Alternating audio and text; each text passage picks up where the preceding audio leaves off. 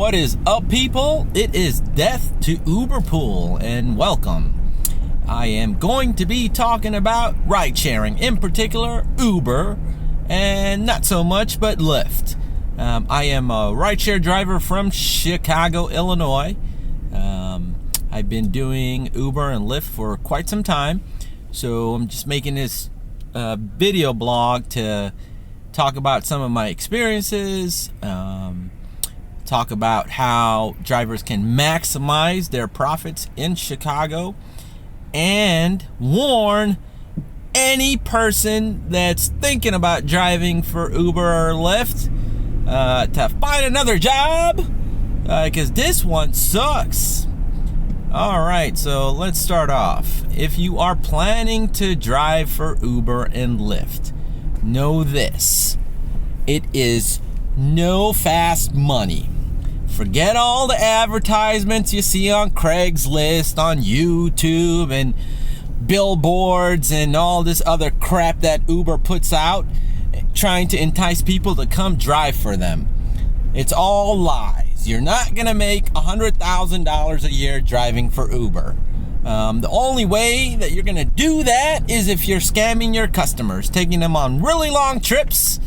But for the most part, your customers are pretty savvy and they know what's going on. So, honestly speaking, you're probably going to be making right around minimum wage or even less than that most of the time, because your rates per mile are so low, and Uber keeps them low to attract new customers. So that means drivers don't earn a good living doing this full time. So I hope you're not looking to do Uber as a career, because it is one of the worst jobs I've ever had in my life. I do it out of desperation, and I think most people that drive for Uber and Lyft do it out of desperation, because once you get behind the wheels and get on the road, you realize how crappy of a job this is. But we all got bills to pay.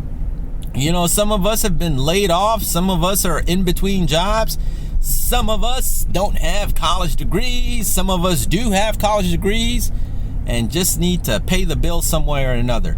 So if you're doing it for those reasons, come out here and make a few bucks. But if you have options, don't you dare think about driving for Uber or Lyft.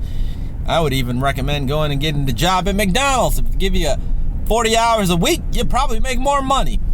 So here in Chicago, your per mile rate is 90 cents. It's the same in a lot of other major cities around the world. And the reason they do that is to compete against cab drivers. Most cab rates are at about $2 a mile. So Uber tries to undercut the cabs so it could be cheaper, so more people could use it, right? So that's why the rates are so low, and that's why drivers don't make enough money. But there are ways to maximize your profits. For instance, in Chicago, what you typically want to do is you want to focus in on the rush hours, because those are the busy times. Those are when there are a lot of customers looking for rides, and typically there are surges happening in those peak hours. And really, the only way to make money is when it's surging. And your customers hate surges, but drivers love them, right? The surges used to be great when Uber first started, because it used to be like 7, 8, 9, 10 times the fare, but not so much anymore. A lot of cities have clamped down on Uber, and they don't want them raising the rates 10 times. And also, at the beginning, there weren't as many drivers, so rates were, the surges were typically higher. But now, not so much. So if you're earning just 90 cents per mile, it's terrible. I mean, it is horrendous. You don't make any money. But if you're earning 1 times 2, 1 times 3, 1 times 4 the normal rate, then you're actually making some money, and it makes a little sense. You're still hovering around minimum wage, but if you're not hitting the surges, you're below minimum wage.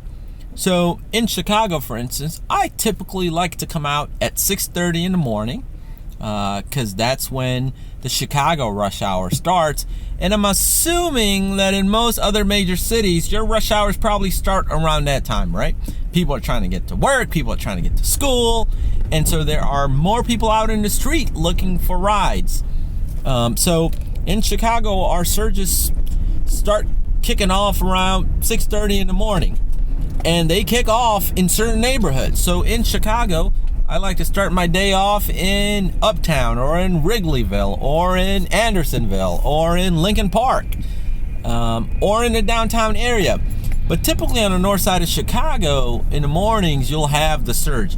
So every day I start with a surge, which is kind of awesome. So I go to those areas and I pick up my first customer, typically somebody going to downtown for work, and I'll earn $5 or $6 more than I typically would because of the surge.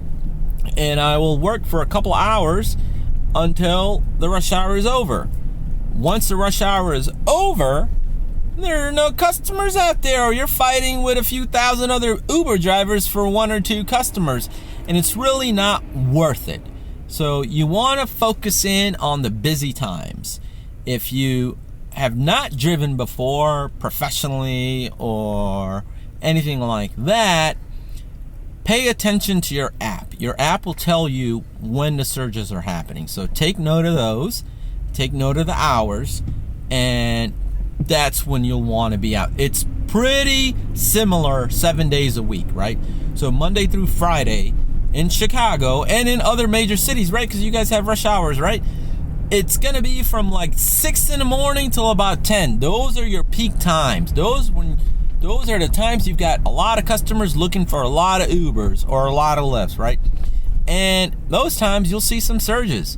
So you'll make a little bit more than you typically would.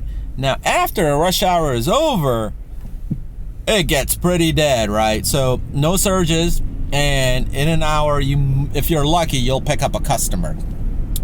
So when rush hours are over, you typically want to park somewhere and just sit there and wait for a customer. You don't want to drive around because there aren't that many customers around. And then what I do is I usually go home. So once the rush hour is over, I go home. I don't bother. I don't sit around for a couple of hours waiting for one or two customers. And then I'll come out in the afternoon again. So those are the days that are working. I'll focus in on the rush hours. For example, this morning I came out at 6:30, and then I called it quits about 10:30. And in those 4 hours, I made about $100. And after Uber's commission was taken out, I think I was sitting around like $80 or something like that. I hit a couple of surges this morning, so those typically will evaporate Uber's commission, which is a good thing.